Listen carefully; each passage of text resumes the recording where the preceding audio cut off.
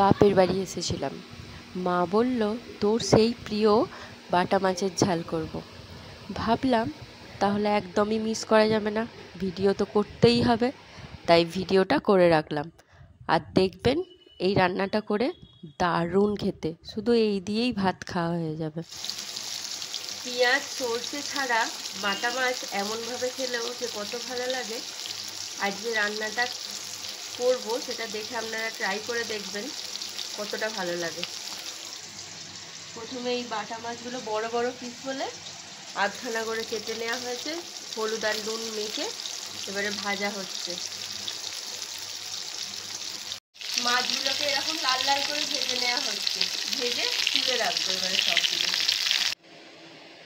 এরপর এই আদা একটু পুড়ে নেওয়া হয়েছে, কাঁচা লঙ্কা, টমেটো আর লাগবে গোলমরিচ, আর কিচ্ছু চাই না, গোলমরিচ গুঁড়ো।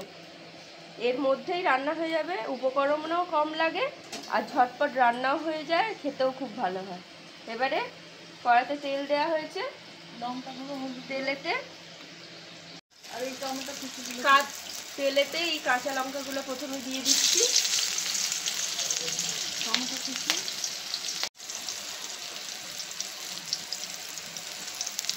টমেটো দিয়ে দিচ্ছি, একটু নুন হলুদ আর লঙ্কা গুঁড়ো দিয়ে দেবো, নুন দিয়ে দিচ্ছি,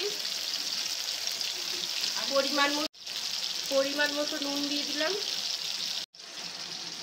এই আদা,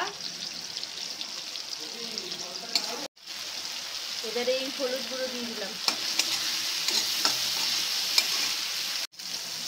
লঙ্কা দিয়ে দিচ্ছি, এবারে সামান্য একটু চিনি দিয়ে দিচ্ছি যাতে আদার একটু আশির ভাবটা কেটে যায়। জল দিচ্ছি, এবারে জল ঢেলে দেবো, জল ঢেলে জল ঢেলে দিলাম, অল্প করে জলটা ঢেলে দিলাম, সবটাকে দিতে হবে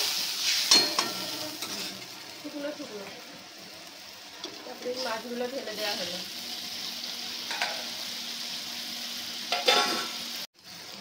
এবারে একটু গোলমরিচ দিয়ে দিচ্ছি। খানিকক্ষণ মাছটা ফুটবে,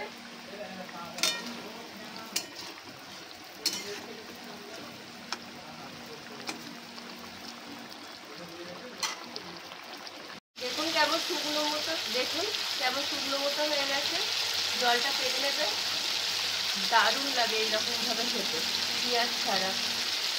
এবার এটা নামিয়ে নেওয়া হবে, জলটা পুরো শুকিয়ে যাচ্ছে, শুকিয়ে গেলে নামিয়ে নেওয়া হবে। দেখুন কত সুন্দর মাছের এই কারিটা হয়েছে, দেখতে তো দারুণ লাগছে, খেতেও দারুণ হয়েছে। আপনারা রান্নাটা করে অবশ্যই টেস্ট করে দেখবেন আর জানাবেন কমেন্টে যে কেমন হয়েছিল খেতে। মাংস ছেড়ে এরকম মাছ বারবার খেতে মন চাইবে।